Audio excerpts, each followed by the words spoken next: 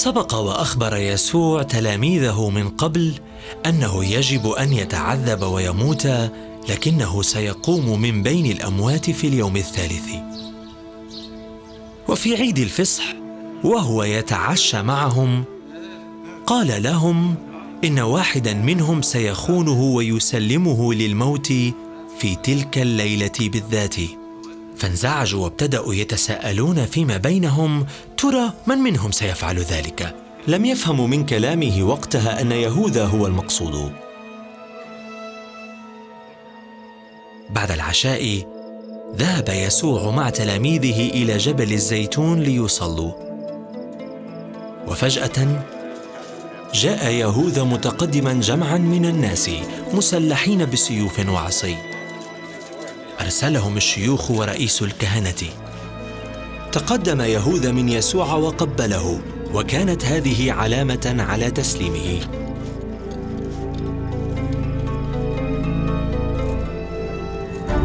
فقبضوا عليه وأخذوه إلى مجلس شيوخ الشعب كي يحاكموه بتهم ملفقة ويقتلوه. التفت رئيس الكهنة إلى يسوع وسأله: هل أنت ابن الله؟ فأجابه يسوع: أنت قلت. فشق رئيس الكهنة ثيابه وصرخ: قد جدف، يستحق الموت. عندها أخذوه إلى الوالي واتهموه بالخيانة وتحريض الناس ضد الحكم الروماني وادعائه أنه ملك اليهود. وعندما لم يجب يسوع عن أي من أسئلة الوالي هدده قائلاً: أما تكلمني؟ ألا تعلم أن لي سلطة أن أطلقك وسلطة أن أصلبك؟ قال له يسوع: لا أحد ينتزع حياتي مني، بل أنا أبذلها باختياري. لم يجد الوالي أن يسوع مذنب، لكن عندما سمع الحشد الغاضب يصرخ: اصلبه اصلبه، أعطاهم يسوع وقال لهم: دمه على عاتقكم.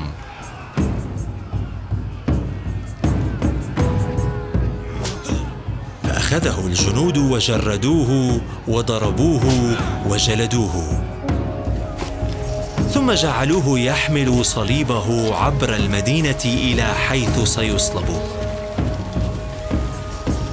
على طول الطريق تبعه العديد من الناس.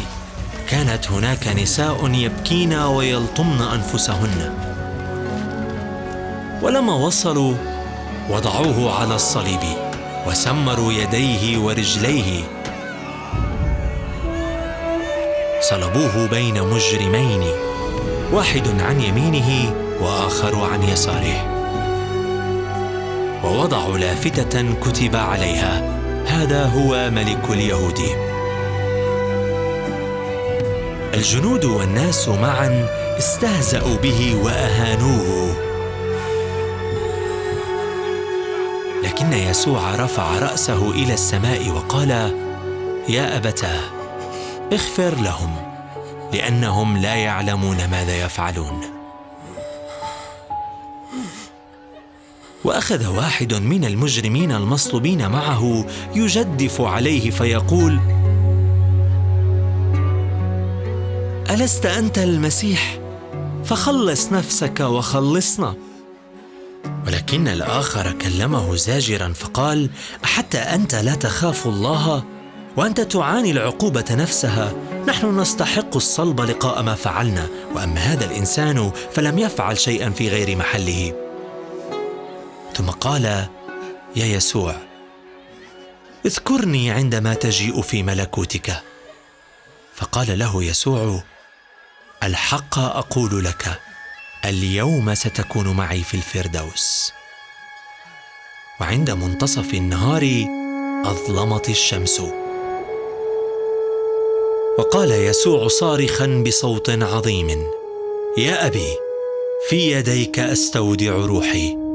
وإذ قال هذا أسلم الروح.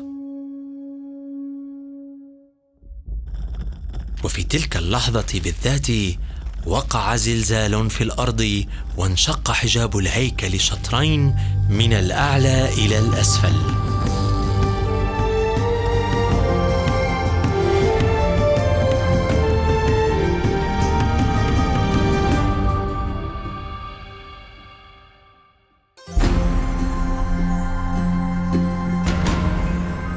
كان من بين الاتهامات التي وجهها اليهود ليسوع قوله إنه ابن الله.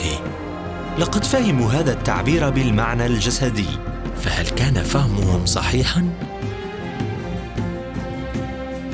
كان ليسوع القدرة لمنع صلبه. حسب رأيك، لماذا اختار يسوع أن يصلب؟ كيف نعرف أن موت يسوع لم يكن صدفة أو مفاجأة؟ على أي أساس وعد يسوع بأن يكون المجرم معه في الفردوس بينما لم تكن لديه الفرصة للقيام بأي عمل صالح أو أن يعيش حياة ترضي الله؟ ماذا تفهم من ذلك؟